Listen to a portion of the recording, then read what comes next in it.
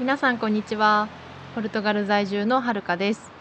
今回の動画はですね、なんかいつもと違うぞと思う方もいるかと思うんですけども、こういったちょっとラジオ形式みたいな形でお届けしていきたいなと思います。今映っている景色はポルトガルの首都のリスボンです。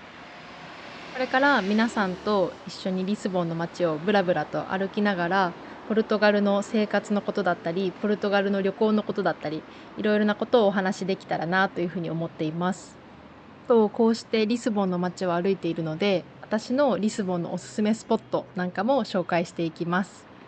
この動画で初めて私のチャンネルを見ていただいた方もいると思うので、簡単に自己紹介をします。名前ははるかです。ポルトガルの第3の都市コインブラに夫と2人で暮らしてます。現在ポルトガルの企業で働いてます。なんかめちゃめちゃ簡単ですけど、自己紹介はこのぐらいにして、ポルトガルのことをお話ししていきたいなというふうに思います。今はですね、リベルダード通りという大きな通りを抜けて、ヘシュタウラドーレシュ広場というところに来ています。その後、ちょっといろいろと歩いた後に、最後はコメルシオ広場まで行きたいなというふうに思っています。そもそもポルトガルってどんな国か皆さんご存知でしょうか？ポルトガルはヨーロッパ大陸の一番西側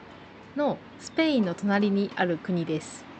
日本とのつながりは意外と古くて、1543年に種子島に漂着したポルトガル人によって日本に鉄砲が伝えられました。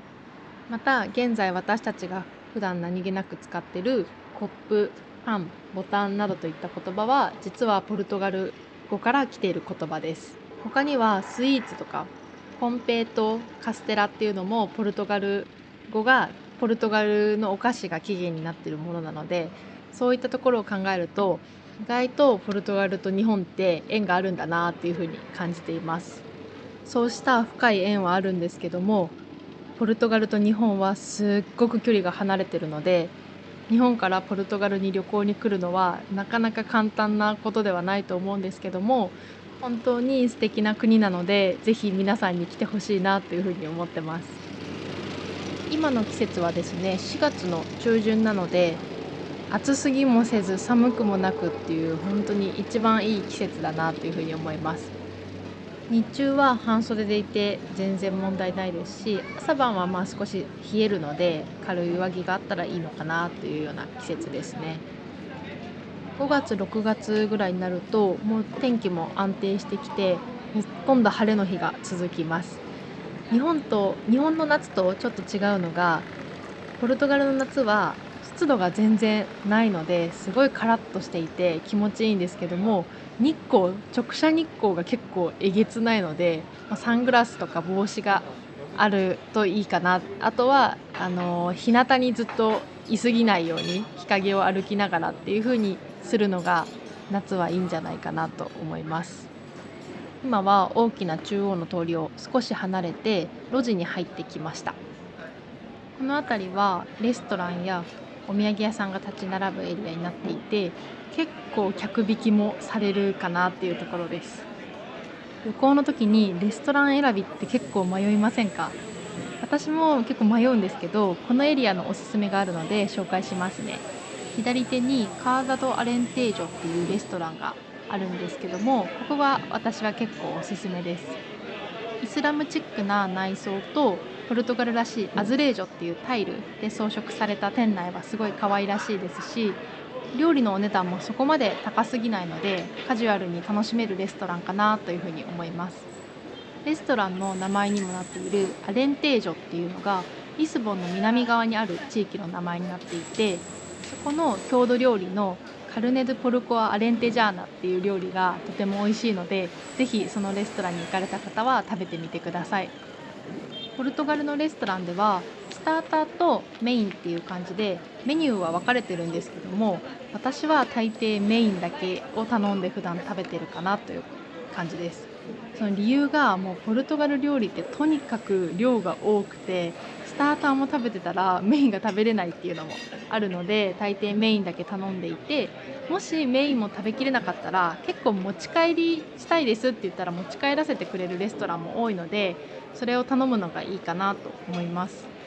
あと、日本人って結構その料理をシェアすることが多いかなって思うんですけども、ポルトガルは基本的に1人1皿頼むっていうのがあるんですけども、もしシェアしたいっていうことがあれば、お店の人にシェアしたいですっていうのを伝えると、結構取り分けのお皿を持ってきてくれたりもするので、そうやって伝えるのがいいかなと思います。この右手に見えてきたのがジンジーニャっていうお酒が飲めるバーになってます。ジンジーニャっていうのがさくらんぼのリキュールになっていて、甘くて飲みやすいので、よかったらリスボンに来た時は飲んでほしいなと思います。ただアルコール度数も結構強いので飲みすぎに注意です。さっきのお店以外にもこの辺りではジンジーニャが飲めるバーが結構あるので、夜レストランで食事をした後に締めにジンジーニャを飲むっていうのもいいかなと思います。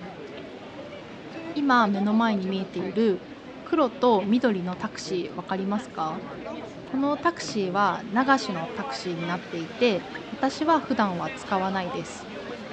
人から聞いた話なんですけども、この流しのタクシーはたまにぼったくりがあるみたいなので、私は Uber や Bolt っていう配車アプリをいつも使ってます。やっぱりその配車アプリを使うと、もともと目的地も設定できますし、値段ももう明確なので、あとそうですね、カード決済っていうかそのアプリ内決済ができるので、直接なお金の渡すこともないですし、安全かなと思うので、もしポルトガルでタクシーを使いたいときは、Uber や Bolt といった配車アプリを使うことがおすすめです。タクシーの話が出たので、リスボンの移動手段について少し話をすると、基本的に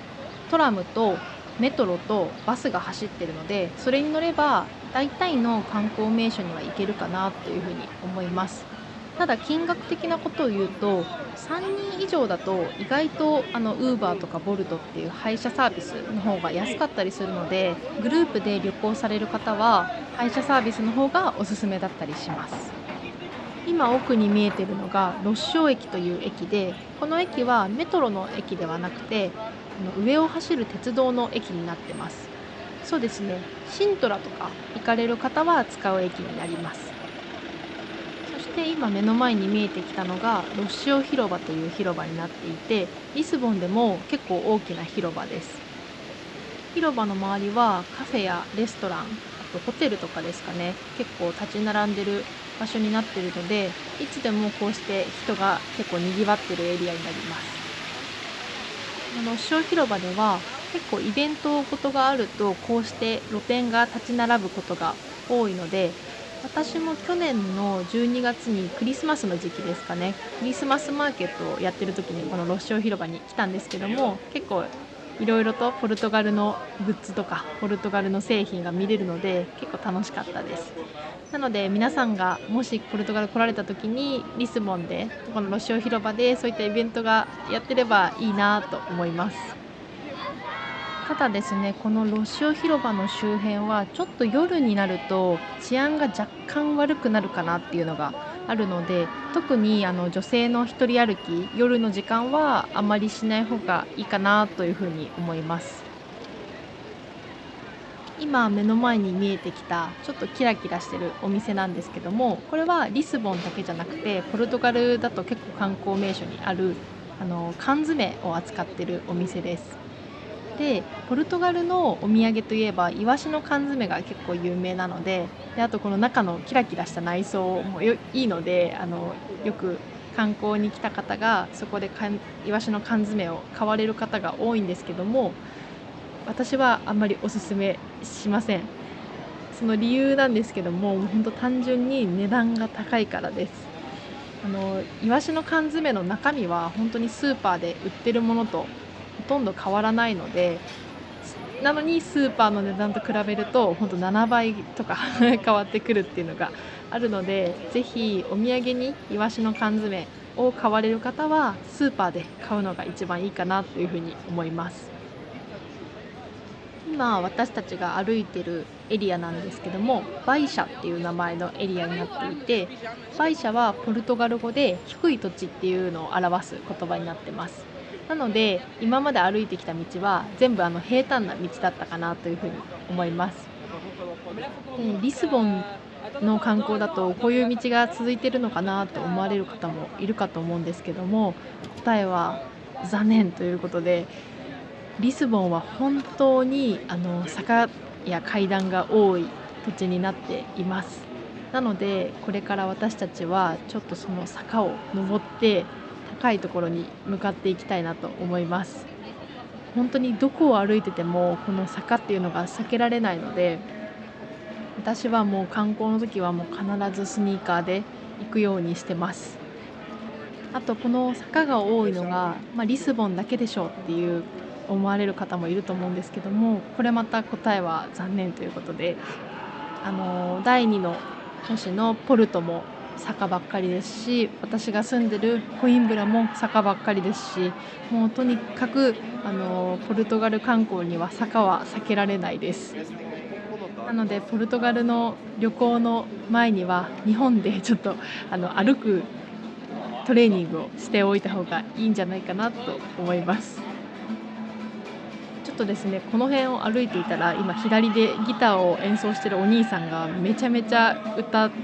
というか、もう叫んでたので、ちょっと聞き苦しいとこあるんですけども、ご勘弁ください。今右手に見えてきたのが無印良品です。なんと日本の無印がリスボンにもあるんです。結構普段も賑わっていて、私も、日本で持ってきた化粧水が切れちゃった時にこの無印に行って買ったりだとか、たくさん助けられました。ちょっと無印の話が出たので、やっぱり日本の会社が製品があると安心なんですけども、残念なことにポルトガルにはユニクロがないんですよね。お隣のスペインにはあったりするんですけども、ポルトガルにはなくて、ネットでも買えたりはするみたいなんですけど、私はちょっとそこまではしてはいなくて、なのでやっぱり海外生活で日本の製品が手に入るのってすごいなんか心の安心にもつながるので、なんとかポルトガルにもユニクロを展開してほしいなと思っています。今ですね、バイシャっていうさっき言ったロッショー広場とかがある低い土地のところから坂を登ってきて、シアードっていうエリアにやってきました。シアードは老舗のカフェだったりちょっとおしゃれなブティックみたいなのが並んでるエリアになってます。で、この坂を登った先にですね、アルマゼンス・ド・シアードっていうショッピングモールがあって、ここが6階建てのショッピングモールになっていて、いろいろとお店が中に入っていたり、一番上はフードコートがあったりして、ちょっと休憩にも入るのいいんじゃないかなっていうショッピングモールです。あとここにあるフードコートのところには無料で使えるトイレもあるので、もしこの辺りでお手洗い行きたいくなった時に利用するのもいいかなと思います。ポルトガルだけじゃなくて多分ヨーロッパ旅行全般で言えるんですけども、そのトイレ問題っていうのが必ずつきまとうかなと思っていて、ヨーロッパでは日本みたいにどこにでもトイレがあるような環境ではないので、やっぱりトイレに行きたくなった時はカフェだったりレストランだったりっていうところで利用するのがまず一番いいかなと思います。あとは、基本的にその駅とかにもあんまりないんですけども、あったとしても有料で、1ユーロだったりを払って入るトイレっていうのがあるので、もし緊急の場合はそういったところに行くのがいいかなと思います。ただやはりその日本の感覚で行くとなかなかトイレが見つけられなくて結構辛い思いをすると思うので、本当にカフェだったりレストランに入ったタイミングで必ずお手洗いをするっていうのはしておいた方がいいかなと思います。この右手に見えてきたカフェなんですけども、カシュテロっていうカフェで、私は結構おすすめなところです。ポルトガルではパシュテリデナタっていう日本だとエッグタルトで名前が知れてるお菓子が有名なんですけども、ここのカシュテロのパステルデナタは結構皮がパリパリで美味しいのでおすすめです。ポルトガルは本当にスイーツの種類がたくさんあって、カフェに行ったらもう本当にどれにしようかなっていう悩むレベルでたくさん並んでます。で、そのポルトガルのスイーツの特徴というと、とにかく黄色い、そして甘いっていうのが特徴です。で、黄色いっていうのがなんでかっていうところなんですけども、本当にたくさん卵を使ってるんですね。なので、すごい見た目はなんか黄色いスイーツがいっぱいあって、で、食べるとめちゃめちゃ砂糖もいっぱい使ってて甘いっていう感じです。で、ポルトガル人はその甘いスイーツが大好きで、で、あと一緒にそのスイーツと一緒に飲むのが、濃いエスプレッソなんですね。ポルトガルではカフェっていうと、そのエスプレッソを示していて、なのでポルトガル人はそのカフェに行ったら、エスプレッソと甘いスイーツを頼んで、おやつで食べてるっていうような感じです。なので、その甘いスイーツのために苦いコーヒーを飲んでるのかなと思うんですけども、コーヒーにも結構その砂糖を入れてたりするので、あれなんかどっちも甘いよなとかよく思ってるんですけども、なんか、とにかく甘いものがポルトガル人は好きみたいです。なので、ポルトガル旅行に行かれた際は、そのスイーツがたくさんあるので、ぜひいろいろな種類を試していただけたら嬉しいなと思います。私もちょっと過去の動画で、スイーツ食べ比べみたいなのもやってたりするので、もしよかったら見ていただけたら嬉しいです。そのスイーツ食べ比べした時はもう胸焼けがやばかったんですけど、やっぱりせっかくポルトガルに来たなら、いろいろと試してほしいなと思います。で、そのカフェとかに行かれた時に、注文するのをポルトガル語でどうしたらいいんだろうって悩まれる方もいると思うんですけども、ポルトガル、特にそのリスボンとかポルトとか大きい都市だと比較的に英語が通じるので、英語で注文しても問題ないかなと思います。この辺りで陶器を専門に扱ってるセラミカシュナリーニャっていうお土産屋さんがあるので紹介したいと思います。ポルトガルはですね、結構食器ブランドが有名でして、コシタノバだったり、ボルダロピニェイロ、あとビシュタアレグレとか、そういったブランドが有名です。ちょっと中が見えづらいんですけども、こちらのお店は本当にいろいろな種類の陶器を売っていますし、お値段もお手頃な価格なので、お土産にもいいんじゃないかなと思います。やっぱり陶器をお土産で持って帰るのって結構リスキーかなと、割れちゃう可能性があるので、リスキーかなと思うんですけども、せっかくポルトガルにいらっしゃったなら、ポルトガルのその有名な陶器のブランドっていうのも、お土産に買われるのも、おすすめなので、ぜひ、こちらのお店にも来ていただけたらなと思います。お土産の話が出たんですけども、他にポルトガルでおすすめなお土産としては、コルク製品が挙げられるかなと思います。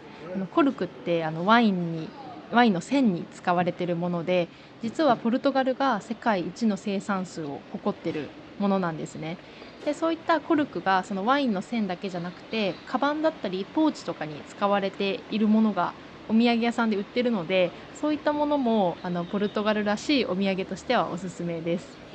あと、そのポルトガルといえばアズレージョって言われる綺麗なタイルが有名なんですけども、そのタイルを使った、コースターとか、そういったものもお土産で売ってるので、そのあたりがポルトガルらしいお土産っていうとおすすめかなと思います。あとは、そのスーパーで買う系のお土産としては、先ほど缶詰の話をちょっとしたんですけども、やっぱりイワシの缶詰、あとイワシだけじゃなくてタコだったり、ムール貝とか、そういった魚介系の缶詰も結構売ってるのでおすすめです。あとは、パテ、これ魚系のパテもありますし、お肉系、イベリコ豚のパテとかもあるので、これもおすすめ。あとは、そうですね、ポルトガルといえばオリーブオイルも有名なので、で、これがまた美味しいんですよね。なのでオリーブオイルも買ってほしいなと思います。あとはワインですかね。ポルトガルのワインも安くて美味しくて有名なので、ぜひ買ってほしいなと思います。今目の前にあるのがデリリウムカフェっていう、ビールが飲めるパブなんですけども、もしビールがお好きな方がいたら、ここに来るのがいいんじゃないかなと思います。ポルトガルのビールだけじゃなくて、いろんな国の、ビールが楽しめるので、このデリリウムカフェはビール好きにはおすすめです。私も友達と来たことがあるんですけども、雰囲気もすごいいいですし、おつまみとかも結構置いてるので、お酒好きの方にはおすすめです。さてさて、今ですね、ちょっとシアードから長い階段を降りてきて、またバイシャのところへやってきました。まだバイシャじゃないですかね。もう少し階段を下ってバイシャのエリアに戻っていきたいと思います。いや、それにしてもちょっとすっごい階段の数ですよね、やっぱり。この階段と坂にやっぱり足腰をやられる方が多いかなと思うので、やっぱりポルトガルの旅行に来る前は、ちょっと日本で前もって階段の上り下りだったり、そういった運動をしておくのがポルトガル旅行を楽しむコツかなと思うので、皆さん体力をしっかりつけてポルトガルに来るのがおすすめです。そうですね、5月ぐらいからだんだん観光シーズンが始まってきて、結構ポルトガルに旅行される人も多いんじゃないかなと思うんですけども、日本と比べてその夏は結構カラッとしてて、過ごしやすいは過ごしやすいんですけど、やっぱりちょっと直射日光は結構きついので、まずサングラスは持ってくる方がいいかなと思います。あとはそうですね、帽子もかぶってた方が、その熱中症の予防にもなりますし、さっきも言ってたその坂が多いっていうのはあるので、結構その運動量が多くなると思うので、そこの熱中症対策っていうのはしっかりした方がいいんじゃないかなと思います。あとその水分補給は、もちろんですけども、欠かさず行うというところで、ポルトガルは基本的に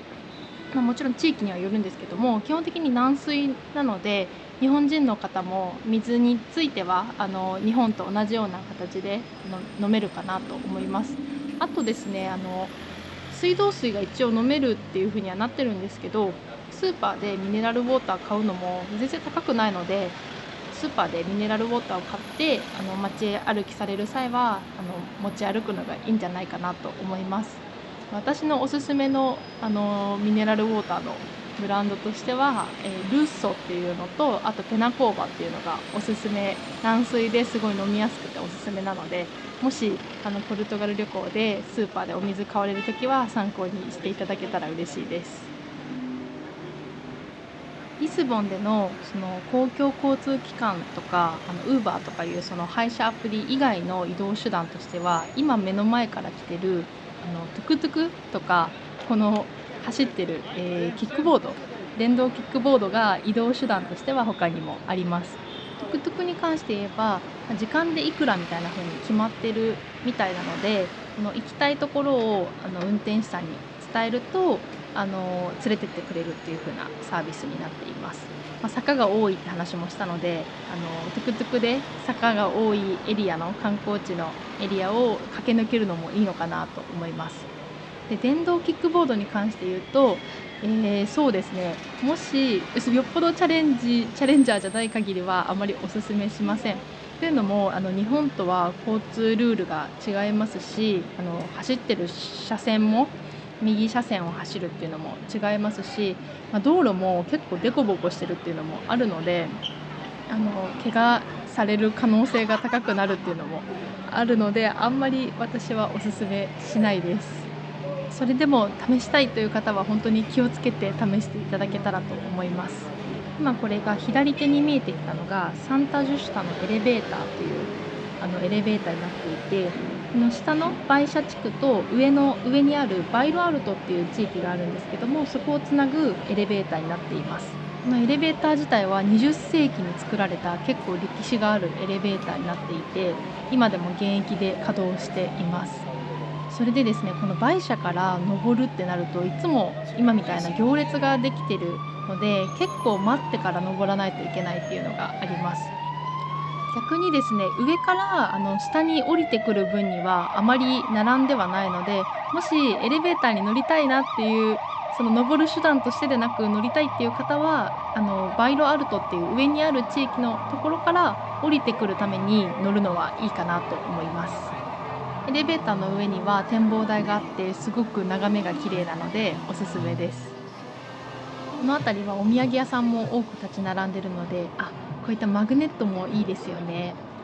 ポルトガルらしいアズレージョの柄のマグネットとかお土産に最適なんじゃないかなと思います。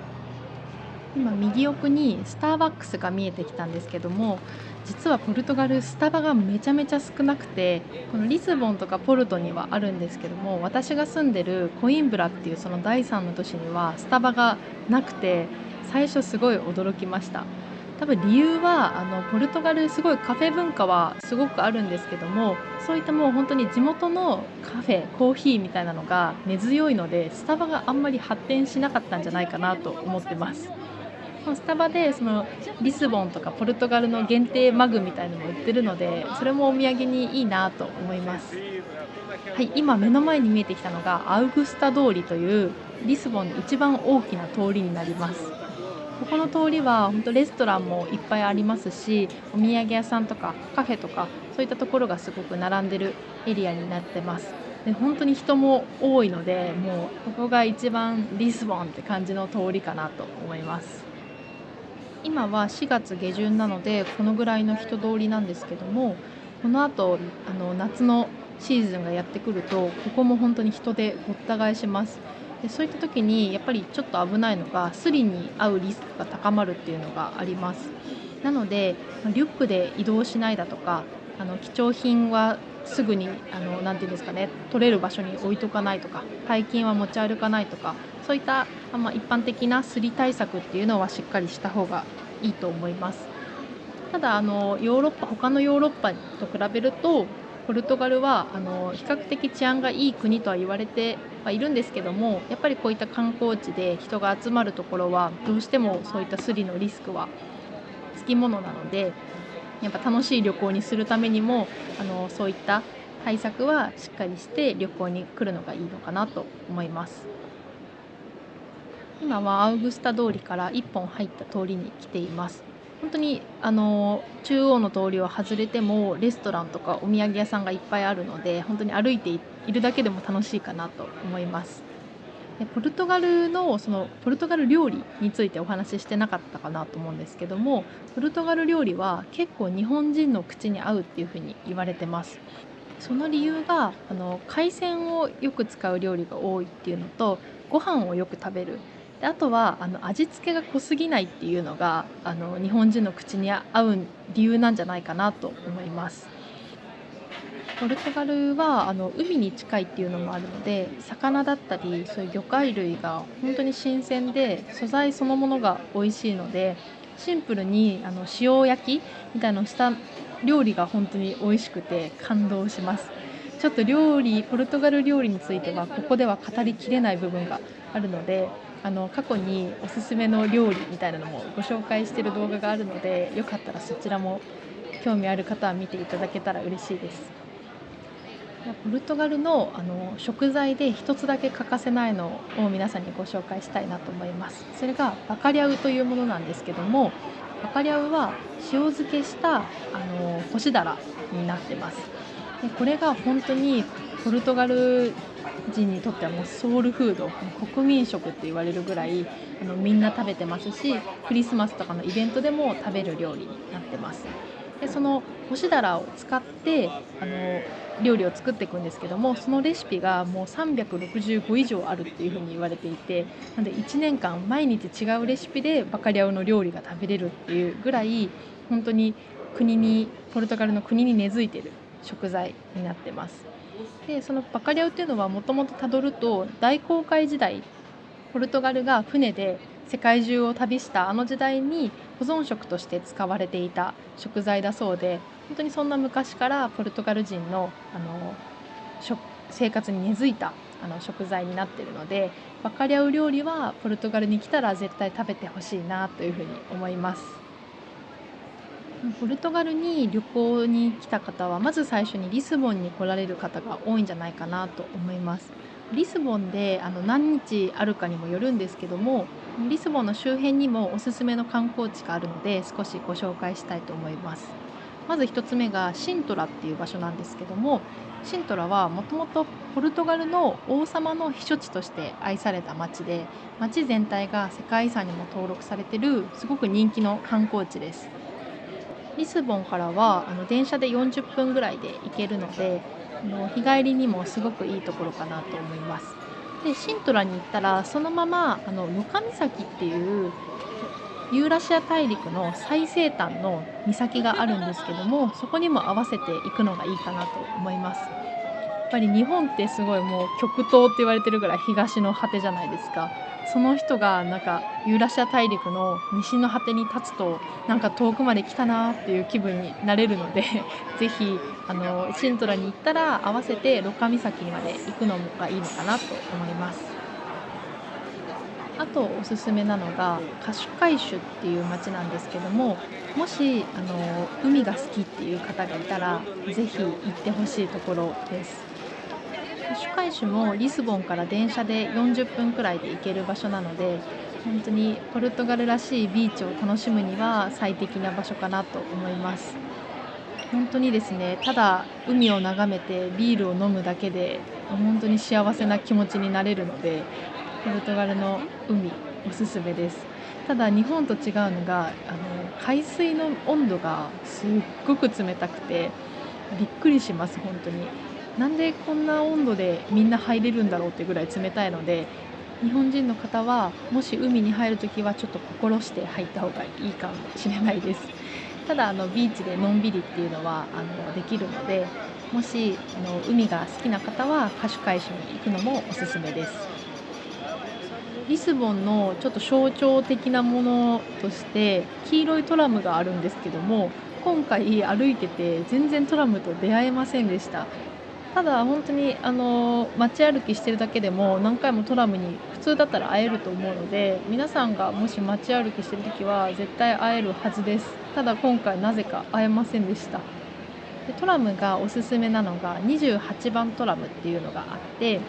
今回ちょっと歩けないエリアなんですけども、アルファマっていうリスボンで一番古いエリアがあるんですけども、この左手の先にあるところなんですけども、そこの、アルファマ地域をガーッと駆け抜ける28番トラムに乗るのが楽しいのでおすすめです。ただやっぱり人気のトラムなので、ちょっとトラムに乗るために待ち時間があるっていうのはあります。もしお時間のある方は、ぜひ28番トラムに乗ってみてください。今右手にフォルサポルトガルって書いてあるショップが見えてきたんですけども、これはもうさすがサッカー大国ポルトガルと言いたくなるぐらい、ポルトガルの本当にいろんなところにあるサッカーショップになってます。で、今ちょっとこの中にボックスみたいなところに人が写真一緒に撮ってる人がいると思うんですけども、これはそうです、クリスティアーノ・ロナウドです。どこにでもこのフォルサポルトガルのショップにはクリスティアーノ・ロナウドがいて、みんないつも写真を撮ってます。さすがちょっと国民の英雄っていう感じですね。で、リスボンの観光地といえば、今回は紹介できないんですけども、ベレン地区っていうところがあって、そこが世界遺産にも登録されてるエリアです。ジェロニモス修道院やベレンの塔って言われる大航海時代の面影を残す建物が見れるので、歴史好きの方は本当におすすめなところです。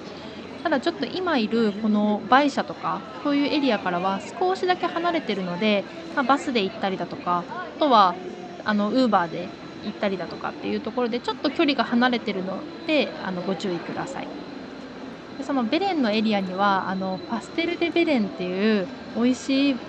パステル・デ・ナタのお店があるので、そこも合わせてぜひ行ってみてください。今ですね、この横断歩道を渡った先に見えてきたのが、アウグスタの凱旋門という大きな門があります。ここはですね、どうやらこの門の上には登れるようになっているみたいで、その上からの景色がすごい綺麗だそうなので、もしお時間のある方は登ってみてもいいんじゃないかなと思います。すごいですよ。なんか近くで見ると結構大迫力なので、見ていて楽しいですし、ほらほら、なかなか、おおって感じですよね。綺麗なので、ぜひぜひ、この下で写真を撮るのもいいんじゃないかなと思います。で、このアウグスタの凱旋門のこの左右のところなんですけども、ちょっと今日はやってなかったんですけど、たまに出店が開いてたりして、クラフトショップみたいな感じですかね。手作りの、あの、何かアクセサリーとかを売ってる時もあるので、そこも見てみるのも楽しいと思います。はい。それでは最後の今日のこの街歩きのゴール地点であるコメルシオ広場が目の前に広がってまいりました。コメルシオ広場ではクリスマスの時期には大きなクリスマスツリーが飾られてたり、あと今ちょっと奥にもイベントのステージみたいなのがあるんですけども、そういった、イベントごとの時の、会場になることも多い広場です。で、このコメルシオ広場をこのまままっすぐ進んでいくと、テージョ川っていうリスボンを流れて、そのまま大西洋にまで流れていく大きな川にぶつかるんですけども、そこももう結構海の匂いもしてくるような、本当に海と川の間みたいなところなんですけど、すごく気持ちがいい場所なので、そのテージョ川沿いに沿ってお散歩するのもすごく気持ちがいいのでおすすめです。私は結構このコメルシオ広場がリスボンの中でも好きで、なんかこのまずオレンジ屋根に黄色に白の建物っていうこの雰囲気もすごい好きですし、アウグスタの門が凱旋門がすごいドーンと構えてるのも好きですし、日中の時間も綺麗なんですけど、結構夕暮れ時も綺麗だったりするので、どの時間帯で来てもとても素敵な広場かなと思います。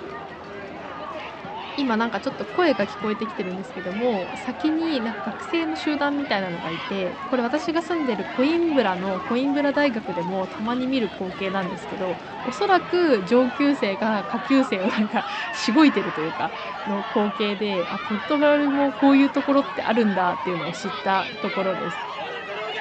ちょっとですね、動画の最後が不思議な光景で終わってしまったのがあるんですけども、リスボンの街歩きは以上になります。今回初めてこういうちょっとラジオ形式で